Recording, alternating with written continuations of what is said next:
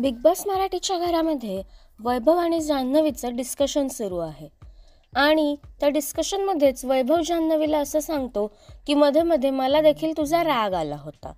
नमस्कार मित्रांनो, बीबी डिकोडर चॅनलवरती पुन्हा एकदा तुम्हा सर्वांचे स्वागत आहे. जान्हवी आणि वैभवचं एक कॉन्व्हर्सेशन नुकतंच समोर आलेलं आहे. तर नेमकं काय आहे त्यांचं कॉन्व्हर्सेशन हे जाणून घेऊयात या व्हिडिओमध्ये. त्यापूर्वी व्हिडिओला लाईक करा आणि चॅनलला सबस्क्राईब करायला विसरू नका. तर मित्रांनो, वैभव आणि जान्हवी बसलेले असताना वैभव हा जान्हवीला असं म्हणतो की मध्ये मध्ये मला देखील तुझा खूप राग यायला लागला होता. तेव्हा जान्हवी असं म्हणाली की माझा राग का म्हणून. तेव्हा वैभव तिला असं म्हणाला की जे मध्ये तुला निक्कीची सावली वगैरे म्हणत होते ना, ते मला देखील खरं वाटायला लागलेलं आणि त्यामुळेच मला तुझा राग यायला लागला होता. तेव्हा जान्हवी देखील ॲक्सेप्ट करते की हो, खरंच मी तिची सावली दिसायला लागले होते.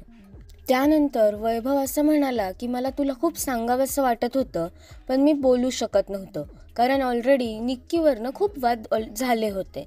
तसेच मी अरबाजला देखील जाऊन बोललो होतो की निक्कीचं वागणं बोलणं मला पटत नाही, त्यामुळं तू एकटीच माझी मैत्रीण उरली होती, परंतु मला बोलता आलं नाही. त्यानंतर वैभव असं देखील म्हणाला की जेव्हा निक्की रीनाबद्दल बोलायला लागली तेव्हापासनं मला निक्कीचा खूप राग यायला सुरुवात झाली, पण ती तुझ्यासोबत ग्रुपमध्ये होती म्हणून मला तिला काही बोलता आलं नाही.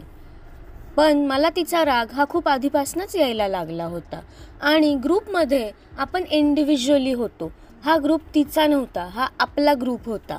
त्यानंतर दोघांचं असं डिस्कशन चाललं होतं की निक्की बळच सगळं स्वतःवर घेते, माझा ग्रुप आहे, मी हे केलं, मी ते केलं, पण ॲक्च्युअलमध्ये तर तू आमच्या ग्रुपमध्ये शिरली, असं देखील जान्हवी म्हणाली.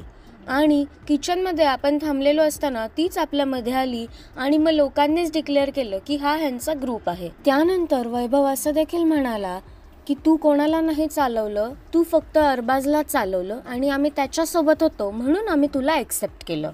तू आम्हाला कोणाला नाही, तू फक्त अरबाजला चालवलं जे काय तुमचं होतं ते. तेव्हा जान्हवी देखील ह्या वाक्यावरती अग्री करत होती.